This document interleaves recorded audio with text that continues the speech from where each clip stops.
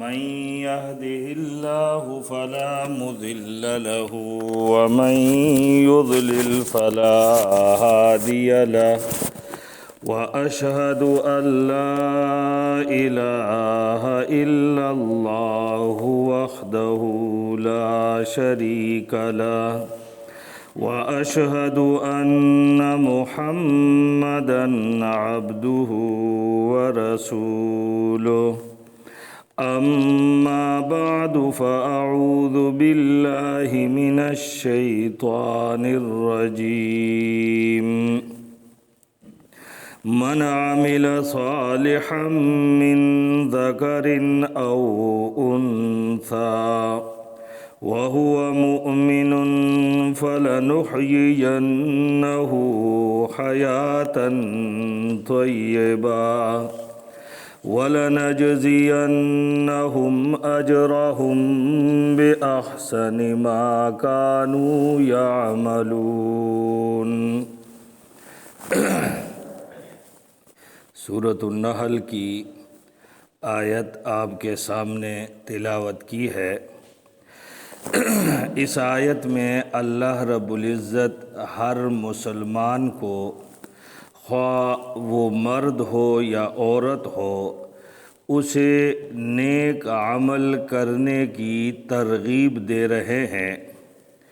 وجہ نیک اعمال کی ترغیبات کی یہ ہے کہ ہر انسان فطری طور پر سستی اور کاہلی کے اندر مبتلا ہوتا ہے، یعنی ہر بندہ فطرتاً چاہتا ہے کہ وہ کوئی کام نہ کرے، محنت نہ کرے، اسے تکلیف اٹھانی نہ پڑے۔ یہ ہماری فطری بات ہے۔ کوئی بھی انسان بغیر کسی غرض کے محنت اور کوشش والا راستہ اختیار نہیں کرتا۔ یہ سستی اور کہل جو ہے یہ ہر بنی آدم کی فطرت کے اندر ہے۔ یہی وجہ ہے کہ اللہ اور رسول صلی اللہ علیہ وسلم بھی جب نیک اعمال کا حکم دیتے ہیں تو ساتھ میں اس کے فوائد، ساتھ میں اس کے ثمرات ان کو بھی بیان کیا جاتا ہے، اس لیے کہ انسان فطرتاً یہ سست ہے، بغیر کسی غرض کے یہ کسی محنت کو اختیار نہیں کرتا۔ جب تک اس کو کسی کام کے اندر کوئی فائدہ نظر نہ آئے تو یہ اس کام کو ایسے ہی نہیں کرتا۔ تو اس آیت میں بھی اللہ رب العزت نے نیک عمل کرنے کی ترغیب دی ہے اور ساتھ میں نیک اعمال کا ثمرہ بھی بیان کیا۔ فرمایا من عمل صالحا من ذکر او انثی، جو بھی کوئی نیک کام کرے، خواہ مرد ہو یا عورت ہو، لیکن وہو مؤمن، اس شرط کے ساتھ کہ ہو وہ ایمان والا، تو اللہ فرماتے فَلَنُحْيِيَنَّهُ حَيَاةً طَيِّبَةً، ہم اس کو اچھی زندگی عطا کریں گے، اور وَلَنَجْزِيَنَّهُمْ أَجْرَهُمْ بِأَحْسَنِ مَا كَانُوا يَعْمَلُونَ، ان کے دوسرے نیک اعمال کا بھی اسے اچھا صلہ ملے گا۔ یہ اللہ کا وعدہ ہے۔ گویا آیت کے اندر دو وعدے اللہ رب العزت نے ذکر کیے کہ جو مسلمان مرد و عورت کوئی بھی نیک عمل کرے، اللہ کا وعدہ ہے کہ حیات طیبہ اس کو نصیب ہوگی، اللہ کی جانب سے اچھی زندگی اس کو ملے گی۔ اور دوسری بات وَلَنَجْزِيَنَّهُمْ أَجْرَهُمْ بِأَحْسَنِ مَا كَانُوا يَعْمَلُونَ، آخرت کے اندر ہم اس کو اس کی نیکیوں کا اچھا بدلہ دیں گے۔ اب نیک عمل کس کو کہا جاتا ہے؟ جس کا یہ صلہ اور جس کا یہ ثمرہ بیان کیا گیا ہے۔ تو میں نے پہلے بھی عرض کیا تھا کہ نیک عمل صرف وہ عمل نہیں ہے جو ہم کو اچھا لگے، یا جسے ہم اچھا سمجھتے ہیں۔ نہیں، نیک عمل کی دو بنیادیں ہیں، اگر وہ دونوں باتیں کسی عمل کے اندر ہیں تو اس کو نیک عمل کہا جا سکتا ہے۔ وہ نیک عمل ہے جس کے بدلے میں اللہ حیات طیبہ دینے کا وعدہ فرما رہے ہیں۔ یہی وہ عمل ہے جس کا صلہ ہمیں اللہ کے ہاں آخرت کے اندر ملے گا۔ وہ عمل صالح، اس کی ایک بنیاد ہے اتباع اور دوسری بنیاد ہے اخلاص، کہ صرف اور صرف اللہ کی رضا کے لیے وہ عمل کیا جائے اور اتباع کے ساتھ ہو، یعنی آپ صلی اللہ علیہ وسلم کے بیان کردہ طریقے کے موافق ہو۔ جب یہ دونوں باتیں کسی عمل کے اندر پائی جائیں گی، اللہ کی رضا ہوگی، اس کے علاوہ کوئی اور نیت نہ ہوگی، آپ علیہ الصلاۃ والسلام کے طریقے کے موافق ہوگا، تو یہ عمل صالح ہوگا۔ اس عمل صالح کے کرنے کی وجہ سے اللہ رب العزت فرماتے ہیں فَلَنُحْيِيَنَّهُ حَيَاةً طَيِّبَةً، ہم اس کو اچھی زندگی دیں گے۔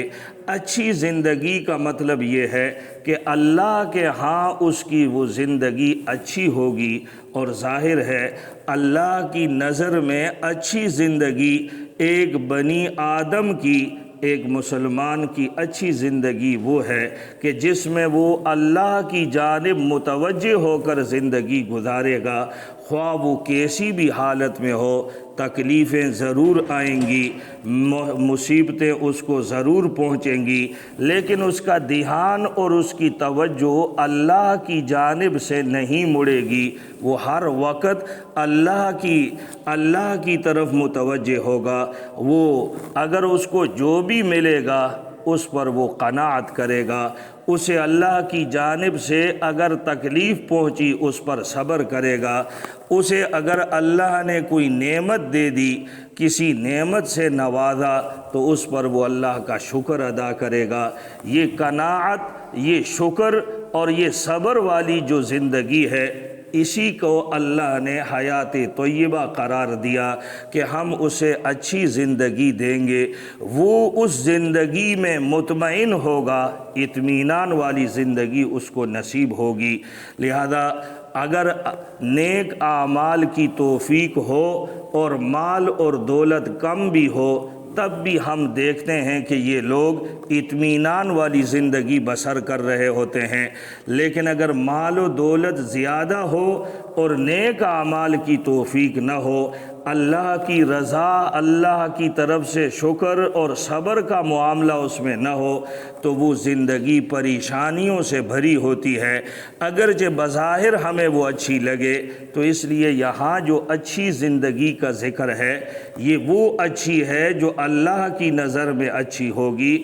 اور میں نے کہا اللہ کی نظر میں کسی انسان بلکہ کسی مسلمان کی وہ زندگی اچھی ہوتی ہے جس میں وہ قناعت بھی کرے، صبر بھی ہو، اس میں شکر بھی ہو، اور وہ اپنی زندگی میں اطمینان سے رہے، ہر حال میں اللہ کی طرف اس کی توجہ ہو، اللہ سے اس کی توجہ نہ ہٹے۔ تو میں نے کہا یہ اللہ نے گویا ہمیں ایک ترغیب دے دی کہ نیک اعمال کیوں کرو، اس لیے کہ اس میں تمہارا فائدہ ہے۔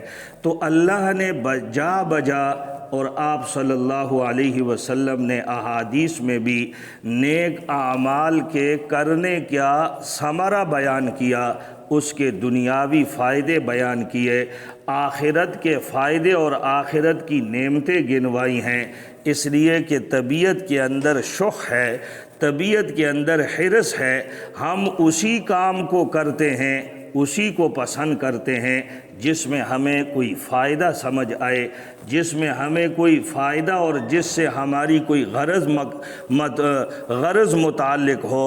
تو اللہ نے اسی انداز کے مطابق جا بجا، کہیں فرمایا کہ نیک اعمال کرو گے تو تفلحون، تمہیں فلاح ملے گی، تم کامیاب ہو جاؤ گے۔ اور پھر اللہ نے اپنی حکمت کے مطابق ان 11 مہینوں میں سے ایک مہینہ ہی اس مقصد کے لیے مقرر کیا ہے، وہ مہینہ آنے والا ہے، اس مہینے کو رمضان کا مہینہ کہا جاتا ہے۔ وہ مہینہ ہے ہی نیک اعمال کا مہینہ۔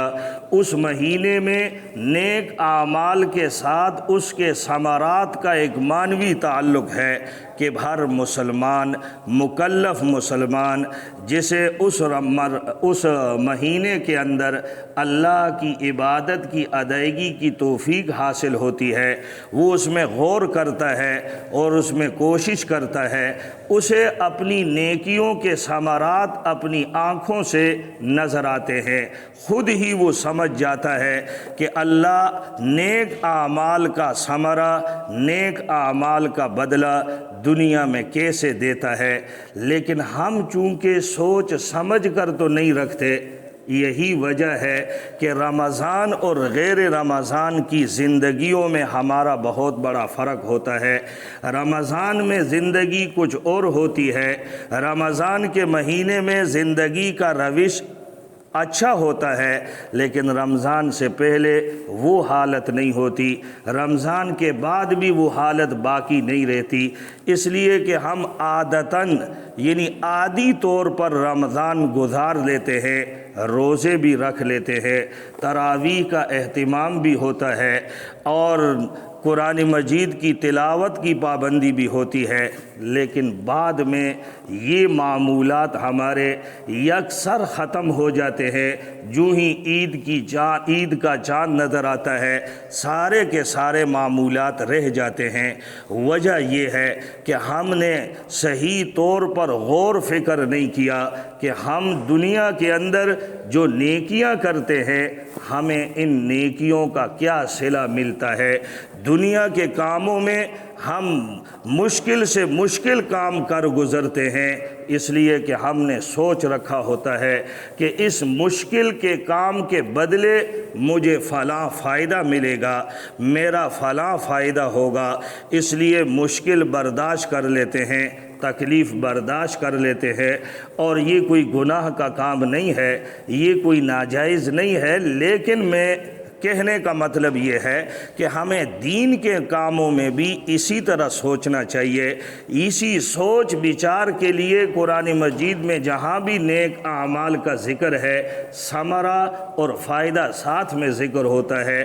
جیسے یہ آیت میں نے آپ کے سامنے تلاوت کی، اللہ نے فرمایا کہ جو بھی نیکی کرے گا فَلَنُحْيِيَنَّهُ حَيَاتًا طَيِّبَةً، ہم اسے اچھی زندگی سے نوازیں گے تاکہ اس کے اندر ایک فکری قوت پیدا ہو جائے۔ مسلمان کے اندر قوت فکری بیدار کرنے کے لیے یہ انداز اختیار کیا جاتا ہے۔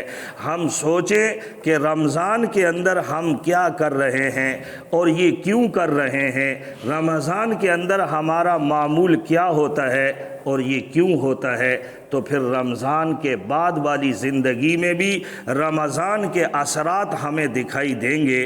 لیکن اگر ہم نے بلا سوچے سمجھے رمضان آیا گزر گیا، روزے رکھ لیے گزار دیے، یہ نہیں سوچا کہ روزہ ہم سے کیا چاہتا ہے، یہ ہم نے کبھی نہیں سوچا کہ روزے کا بدلہ اللہ کیا دیں گے، اس روزہ ہم پر فرض کیوں کیا گیا ہے۔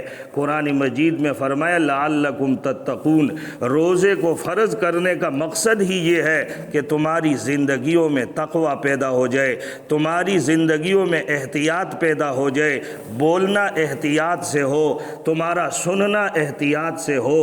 تو اگر ایک مہینے میں ہم اس کی پابندی کریں، لیکن سوچ کے ساتھ، غور و فکر کے ساتھ کہ یہ آج کھانا میرے سامنے رکھا ہوا ہے، اپنی ہاتھ کی کمائی ہے، حرام بھی نہیں ہے، حلال ہے، اور دل بھی چاہتا ہے کہ میں اس کو کھا لوں، دل کی خواہش بھی ہے کہ یہ چیز پی لوں، لیکن میں اس کو ہاتھ نہیں لگاتا جب تک کہ اذان کے کلمات میرے کان کے اندر نہیں آتے۔ یہ کیوں؟ اس کو ہم سوچیں، اس لیے کہ اللہ کا حکم نہیں ہے اب اللہ کا حکم ہے اس کو کھانے کا۔ یہی 11 مہینے ہم اس سبق کو اپنے دماغ میں بٹھائیں کہ ہم وہ کریں گے، وہ بولیں گے اور وہ دیکھیں گے اور وہ سنیں گے جن کے بارے میں اللہ کا حکم ہوگا، اور جہاں اللہ کا حکم نہ ہوگا وہاں ہم اس طرح باز آئیں گے جیسے دسترخوان پہ رکھی ہوئی چیز کو ہم ہاتھ نہیں لگاتے۔ اللہ رب العزت عمل کرنے کی توفیق عطا فرمائے۔ اقول قولی ھذا استغفر اللہ لی ولکم ولسائر المسلمین۔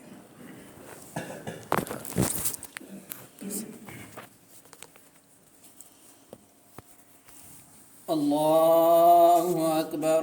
أعوذ بالله من شرور أنفسنا ومن سيئات أعمالنا من يهده الله فلا مضل له ومن يضلل فلا هادي له وأشهد أن لا إله إلا الله